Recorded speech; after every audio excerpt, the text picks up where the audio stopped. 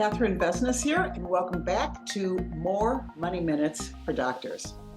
And today our topic is, what is the minimal financial dosage that you can still do and be financially secure? So, if you have further questions about your finances, or if there's something else you'd like us to cover in a future episode, please reach out to us. You can do so by emailing us at info@mdfinancialadvisors.com.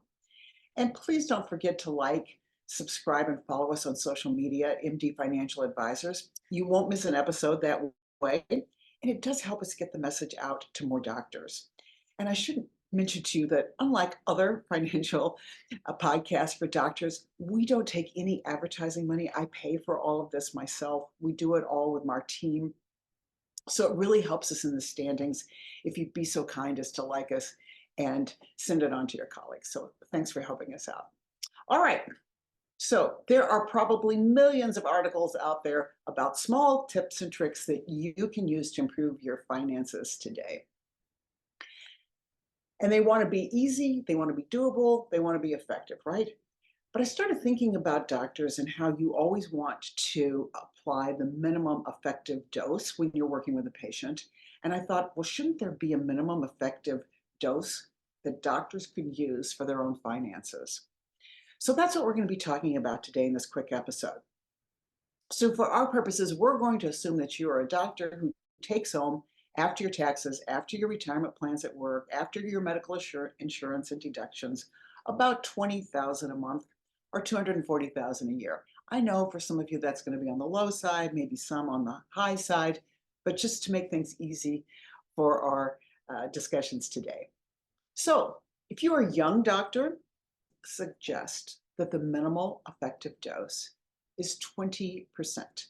What I mean by that is 20% of your take-home pay should go to savings and investment. Now, in fact, if you're an older doctor and you haven't started really saving much, that number is going to be higher, and we're going to be talking about that in a minute. But yes, in case you haven't done the math in your head, take a deep breath. That does come out to $4,000 a month. Yes, I know that can be horrible, $48,000 a year. But frankly, when I do the numbers on what you need to retire successfully, and by that I mean to retire without running out of money, that number is not too large. All right, let's run through some case studies and you can see how this might play out. So let's take case study number one, Dr. Jane. Dr. Jane is 35 years old. She's heavily in debt. She's even got credit card debt she can't pay off every month. She's got student loans. So here's what her 20% might look like, her $4,000 a month. I would put $1,000 a month into an emergency fund. Right now, she can put it in a bank in a high yield savings. She can probably get 4 or 5%. No, that's not going to last forever, but make use of it while you can. It's so important to have that emergency fund because if she had that emergency fund, she wouldn't be relying upon her credit cards. So that's incredibly important. And a rough rule of thumb I'd like you to be thinking about for emergency fund is 3 to 5 months fixed living expenses. Most doctors don't have to worry too much about having the large emergency funds that attorneys or engineers need because you can easily get another job. But this is just to carry you over in case something horrible happens or you've got some big crisis. So $1,000 a month into an emergency fund. Then I would take $1,500 a month and prepay her high interest debt.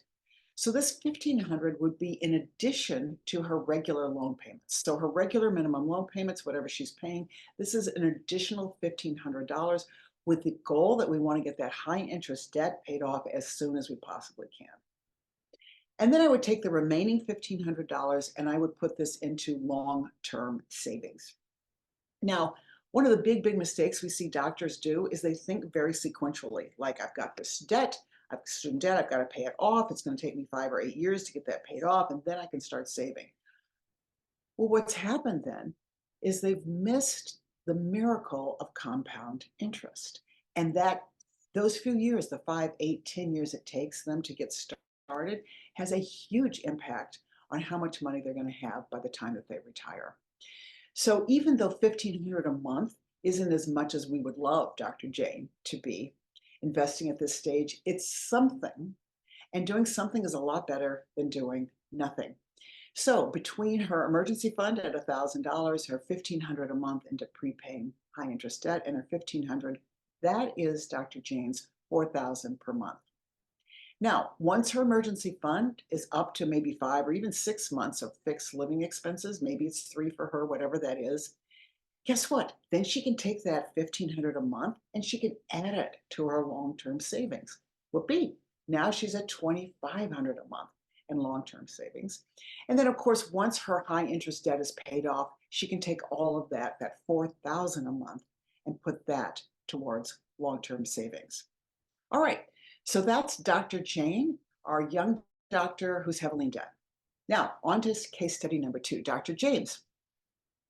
Dr. James is pretty much the same facts as above, except James, lucky him, has no high interest debt, and he already has an emergency fund. Yay. For James, I would just put all 4,000 into his long-term savings. Good on him. It's going to be fantastic. And of course, over time, we want to increase this as his take-home pay goes up. That 20% is going to get higher and higher, obviously, in actual dollars, not necessarily in percentages. And he can add that to his long-term savings. All right, what about Dr. Al? Al is 50. He has minimal savings for retirement and is in bad health. Now, unfortunately, this situation is a lot more common than you think. I see tons of 50-year-old doctors who are really burnt out. They'd love to retire tomorrow, and frankly, it's impacting their health, and my heart really goes out to them. In Al's case, he might want to consider actually doing 30%. In his case, if we have the same take-home pay of $20,000 a month, that would be, of course, $6,000 per month. Now, this is where we call running the numbers comes into play. What I mean by running the numbers is it's really important for Dr. Al to have a clear picture of what does he need for retirement? How much does that really need? Because I see far too many doctors today who are 60-ish, maybe 65, they're getting really close to retiring, and they haven't looked at those projections. They haven't run the numbers. And unfortunately, these are doctors who have what I call type 2 financial disease. So obviously, you know what type 2 diabetes is. You're doctors. Now, I'm just a layperson, but I've read a lot about this recently. And one of the things that keeps coming to me over and over is type 2 diabetes is largely, maybe not entirely, but largely a lifestyle illness. Many of these patients are eating too much carbs, too much sugar, and not enough exercise. And one of the crazy things about this illness is A, the patient feels fine, and B, they don't realize they're at risk of going blind or losing a limb. It's a horrible, horrible illness that in many cases could be preventable. Well, in my mind, some doctors are suffering from type 2 financial disease. They think they're okay because they've had high incomes their entire careers. They're getting close to retirement. They haven't planned for retirement, and they haven't realized that their lifestyle has actually cost them, that they won't be able to have the same lifestyle in retirement. And that can be even more devastating for a doctor like our hypothetical Dr. Al, who's in poor health. Maybe he has to retire before he's 65, because his health is so badly he can't continue to work. In these situations, we typically have to increase savings, but we want to do this in a very thoughtful way where what's available, what is it going to take for you to be able to get to your goals? And then we have to look at sometimes some very hard decisions. Does it mean reducing your lifestyle? Does it mean working some part-time hours after retirement? Does it mean moving to a state where your income taxes are actually a lot less? So there's a number of different factors that go into play here. But I'd like you to be thinking about this if you're maybe 50, 55, and 60, and you haven't really done any retirement planning. Now is the time to get started. You don't want to put this off too late. And you may have to think about saving any more because the minimal effective dose for you could be more than it would be for a young doctor. So very important to have Al, trusted advisor, look at these projections for him so he can retire and feel very, very secure. So in conclusion, the beauty of this method is once you have the minimal effective financial dose for you, guess what? You get to spend all the rest. Trip to Aruba? hey, go for it. You need new furniture? Knock yourself out. Because when you pay yourself first, everything else falls into place and you can be at peace about it. All right, in closing, please follow us on social media. As I mentioned, it really helps us a lot. If you found this helpful, I'd love it if you'd forward it to your colleagues. If you've got questions or topics for future issues, we'd like to know those too. I'd love to cover them for you. And finally, you can reach out to us directly for a second opinion on your financial health by emailing us at info@mdfinancialadvisors.com. And in the meantime, hey, be good to yourself, plan, protect, and prosper.